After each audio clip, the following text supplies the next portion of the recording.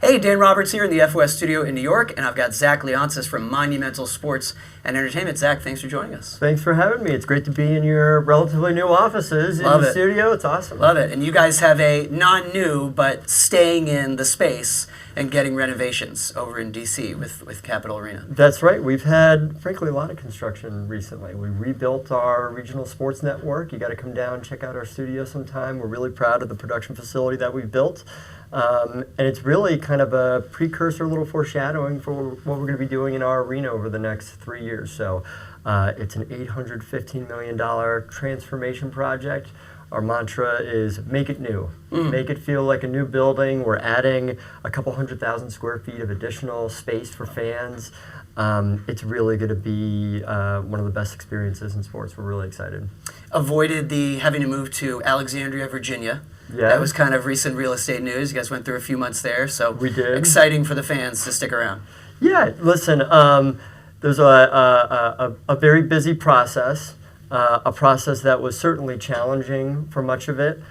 We could not be happier with the outcome, though. It's the outcome that I think that we always hoped for and wanted to drive towards with our great leadership in Washington, with Mayor Bowser. She deserves an incredible amount of credit for her persistence, her stick-with-itness, and she won us over. We've always known that we've had such a great location, and we love Washington, D.C. We love being in downtown. We're going to take a lot of pride in being part of downtown D.C.'s comeback. It is already coming back, and so we are sort of the anchor tenant. Right. We've had over 3 million people come through our turnstiles annually. We host over 220 events per year. We're a top 10 busiest arena in the country, top 20 worldwide.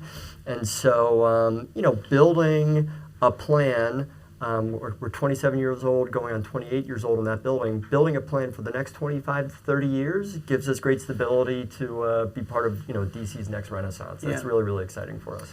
In case any of our readers don't know, Monumental owns the Caps and the Wizards and the Mystics. I got to start by asking about Ovechkin. How's he doing? I mean, chasing the scoring record, he's injured for the moment. He's the greatest.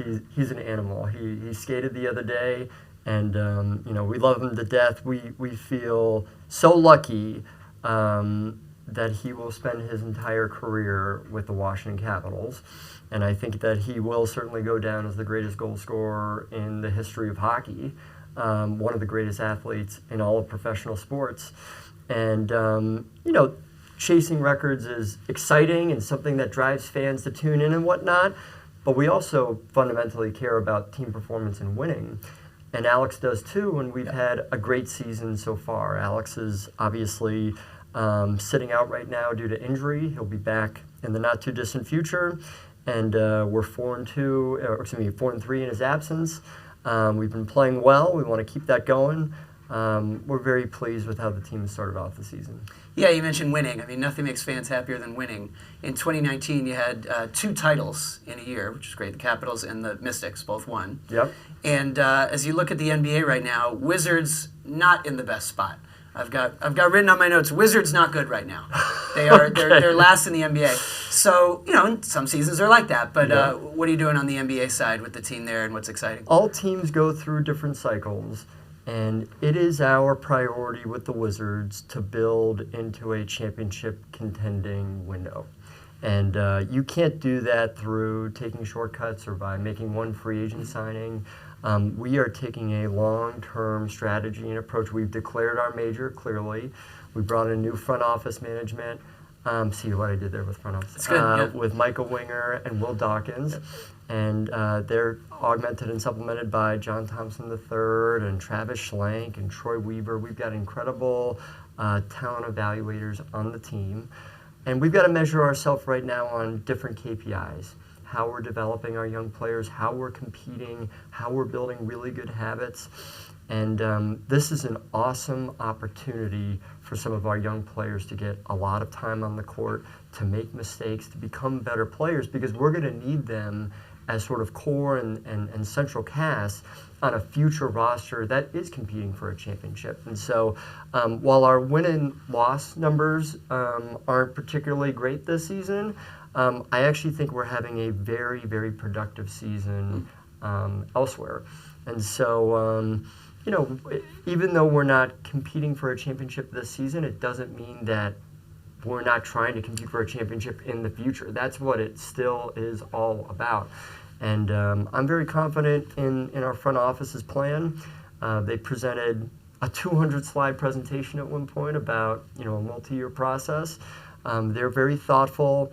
We don't want to make a single day go wasted, a single game go wasted. I think we're making the most of it. Let's talk about the other basketball team, WNBA. I mentioned the Mystics won in 2019, still playing in a different arena. And this was certainly the biggest year for the WNBA ever in terms of attendance, ratings, contracts, everything. Talk to me about the excitement there, and could you eventually move the Mystics into a place with more seating? Yeah, it's the greatest overnight success that was 20 to 25 years in the making. And we've owned the Washington Mystics since probably, 2005 or so. And, there were periods of time where the WNBA and the Mystics certainly weren't getting the attention that they deserved. And, prior to the pandemic, when Kathy Engelbert joined the league, I'm actually in town. I'm going to be attending WNBA Investor Day in just a couple of hours. We approached Kathy with the idea of saying, we need to shake things up. Why don't we raise money at the league level, be very unique for sports, and it could provide you with capital to build out a national platform. We are close to maximizing our local revenue performance. How can we drive national revenues that trickle down to the teams so that all teams can be breaking even and we can be a growth stock? The pandemic happened, our plans had to push pause, but a lot of positive change happened during that same period of time. The bubble. So everything happens for a reason.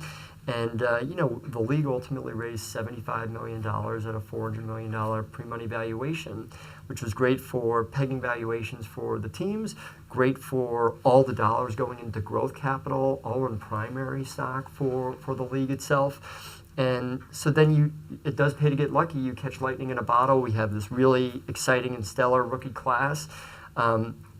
They certainly have helped propel the league forward. But I think the league was prepared, equipped, and ready to capture the moment too. And while women's basketball is by far the most popular women's sport, certainly we've seen women's professional sports explode in popularity across the board. NWSL is seeing rising valuations and a lot more coverage. We're covering the Washington Spirit in our market, 20 matches on top of our Washington Mystics games, for example. A lot of talk about women's professional hockey these days. So women's professional sports is I don't think they're having a moment. I think society has finally caught up to where it always was supposed to be. And it's been a lot of fun to be a part of. The new national media deal is a great outcome for the WNBA. We front-loaded and worked to get our players onto charter flights prior to that. So we're investing back into our product. We've always taken pride in treating the Mystics the same way we do our other teams. They play in one of the newer buildings in the league. As we renovate our building, we're going to have the capacity and ability to flex games into Capital One Arena in the future when we have that demand. We did that last season with a couple of games. We broke the record twice in one season for most fans at a WNBA game. Over 20,000 and then over 21,000. So there's a really bright future there. We've definitely captured the imagination of a brand new generation of fan, a different fan base, a fan base of families, of young girls. It's really, really exciting. So it sounds like soon we will see more Mystics games flexed into Capital One Arena. You will. Okay, a little bit of news nugget there. Sure, I guess. We've talked about the three teams you guys own currently. I know that you and your dad would love to own the Nationals as well.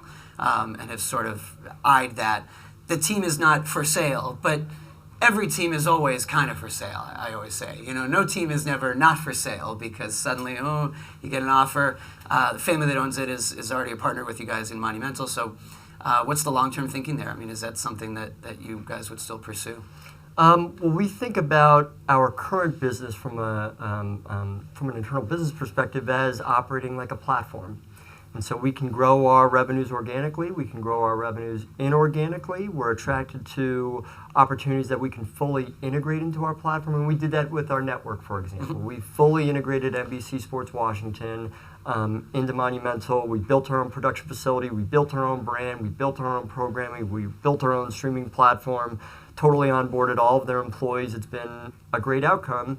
And we realize expense efficiencies from our shared services and some revenue upside too from integrating with our larger integrated sales and marketing platform, leveraging our database for our network's advantage too. And then we want to launch new opportunities off of our platform. We've done that in esports, for example. We've launched other teams, our G League team. Obviously, we've done several ventures in sports betting. We've hosted our own conference and whatnot. So we'd like to do more of that. And so we always want to be open-minded for accretive opportunities, transactions that can augment all of the existing things. And we want to bring strategic value too. So anything that's complementary to what we do certainly helps that it's local and in DC. We're always going to be interested. Okay. Long way of saying, maybe we'll grow the portfolio team someday. People who make surefire predictions are destined to be wrong, right? And so you never know what the future has to hold. We're very fortunate and lucky to operate what I think is the greatest business in the world. I love what we do. I think we have so much organic upside and potential. We want to swing for the fences. We want to think big, make no small plans. Baseball term. And so, we'd love to do other things in the future, but we love how we're positioned right now. You talked about the RSN. That was my next topic I wanted to get to, and I know you head up media for the company. So bought from Comcast, the local channel that shows the team's games. Being in the RSN business is very interesting right now. No doubt. Interesting is one word for it, right? It's like you've rebranded it, as you mentioned. You have the DTC product, which is Monumental Plus. It's a time when many of these RSNs have changed hands so often in the last 4 years that it's kind of dizzying for fans. The way I always put it is we're living through this transition period because in some ways the big sports, the national games are now exclusive to streamers all the time. It's more fragmented than ever. And yet, depending on who your local team is, if you have your hockey team or your baseball team and you want to watch every single game, you better have the local regional sports network. So you guys now had that in the portfolio. How has that gone? What have the learnings and challenges been? I think it's been a huge success for us. When we bought the network, we realized that it could be an accretive opportunity for us, and it would be the best outcome for our fans because it would provide stability. Just like you said, there are teams out there that are struggling with where am I going to be broadcasting my games next season or the season after. We don't have that problem. We control our own destiny. And when we engaged with Comcast and NBC Universal, we were upfront in saying we're a strategic buyer, not a transactional one. And when we view our local rights and our local network, we think of it as a core asset. It's the number one way that we reach our fans. We have over 3 million subscribers across the DMV, the district, Maryland, Virginia, even into West Virginia and Delaware, if you can believe it. And so, half of our games are on the road. We believe in the value of live local sports. Obviously, there's great value on the national side. You don't have to look much further than the national agreements that our leagues have struck, obviously. And there's increasing interest from some of the biggest and most important companies in the world, the digital players.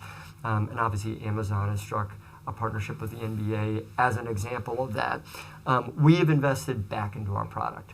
And when we built out our new production facility and studio, our streaming platform, we certainly could have done it for cheaper. But I think that would have been penny wise, pound foolish. And, in the short term, it's choppy. Distributors are looking for more flexibility. There's a lot of change happening just in the marketplace. But in the medium to long term, we are really bullish on the opportunity at hand. And we have the gumption, the wherewithal to get through a turbulent period and get to the other side. And, there's still huge attraction to live sports because it's the last frontier of live appointment viewing, and there's tonnage. We have 160 games between the Capitals and Wizards, and then some. We're going to do over 500 live games on our regional sports platform with the Mystics, with the Spirit, with high school, with college, with the Go-Go, with esports, and more to come. And so, there's great attraction there. We have built-in fan bases and audiences. We have people who tune in for every single game. We've been seeing our ratings grow actually this year compared to last year. Some of Crazy. it's tied to team performance. Imagine which ratings is great. growing for a traditional TV station. Which is really exciting. And so, we've also supplemented our air with some new original programs too. We launched shows with Rachel Nichols, for example, a long-form interview show called Hometown. We launched a show with Chris Cillizza. He was with CNN and the Washington Post formerly, called Politics Aside. He interviews members of Congress on both sides of the aisle. We're not trying to get political, but showing sports as a unifying factor across party lines, which I think we could all use a little bit more of these days. We've really refreshed our air to have a national look and feel. So we're really proud of it. I think our fans are really pleased with the experience as well. And, we built it for the future. In the future, does every team own its RSN, or are the RSNs gone completely? Do you look at baseball, MLB might be trying to just bring them all under its umbrella within the next 5 years?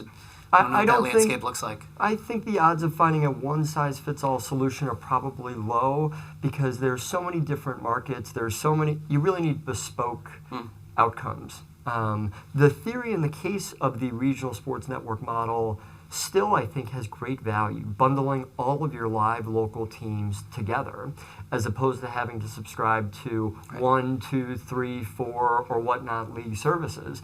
And, if you're a DC sports fan, you want to watch all the DC sports teams. You might not care if you get access to other teams across a league and whatnot.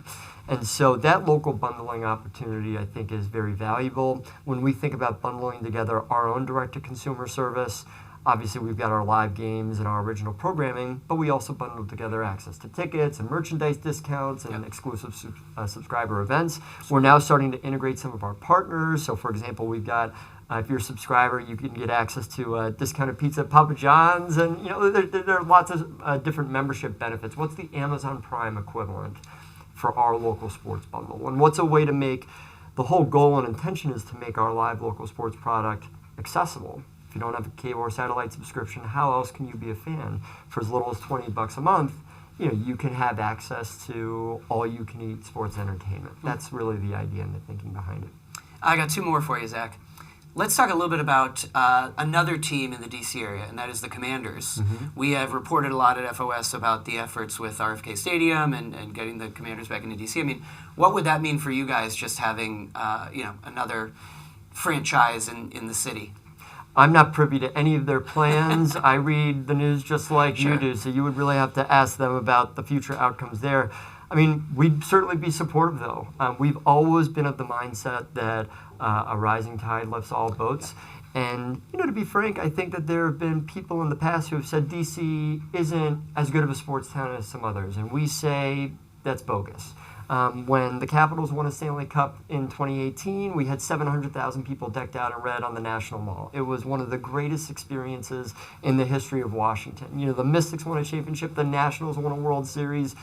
We were a hockey town. We were a great sports town.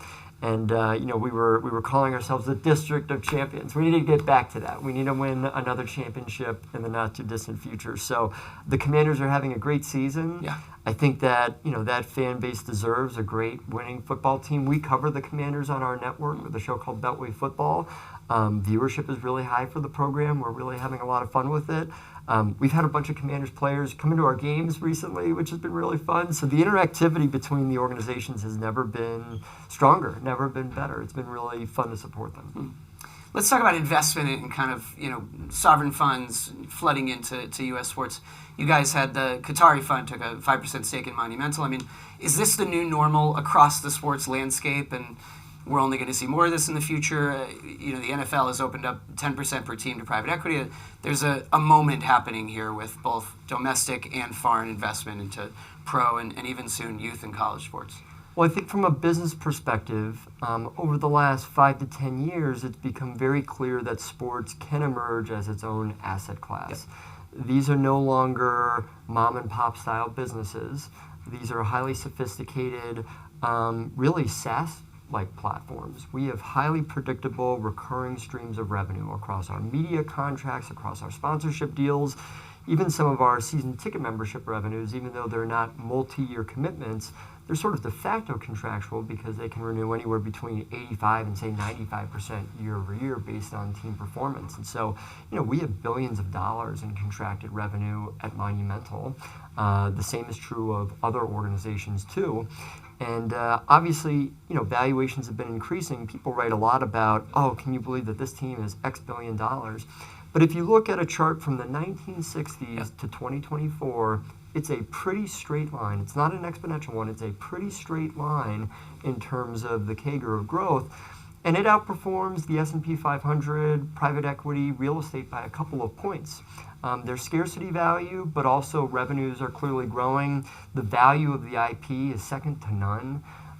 That is why those digital players are also really excited about bidding on sports rights and adding it to their library of programming that they can offer to potential subscribers locally, nationally, increasingly internationally. I think international is a huge growth area for those areas.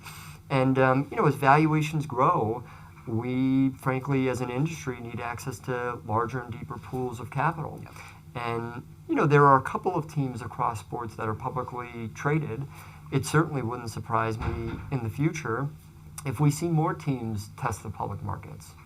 It will be the quote-unquote final frontier for raising capital for growth, for acquisitions, for liquidity, for minority partners and whatnot.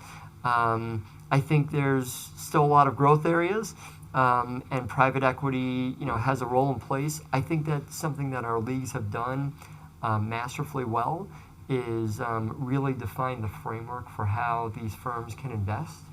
They're very operator friendly, and so we certainly take advantage of that fact, while also being great fiduciaries and financial servants to and stewards to all of our shareholders, our minority partners, and the like. So we're looking for partners who are long-term oriented. They get asset appreciation. They're not looking for annual dividends or anything like that. These are long-term holds. I think that's how you're most successful. And you have to remember that business is one thing. These are the most unique assets in the world. They're really public trusts. And so they're finite. You have to treat them. It's a privilege to be in our leagues. I think it's the greatest privilege for me to be able to work in leagues like the NBA and the NHL, to operate these teams on behalf of our fans. They deserve winning teams. They deserve teams that are trying to go for a championship, build a championship caliber team one day. We need to be leaving a lasting legacy and doing positive things in our community. Last year, we donated, between our organization and my family, we donated $15 million back to local charities and whatnot. I volunteer on a monthly basis. We really do care about walking the walk and not just talking the talk from that perspective. Well, we certainly believe at FOS that sports has become a major asset class, so agree with your phrasing there. Zach, thanks so much. Yeah, thanks for having me, Dan. I appreciate it.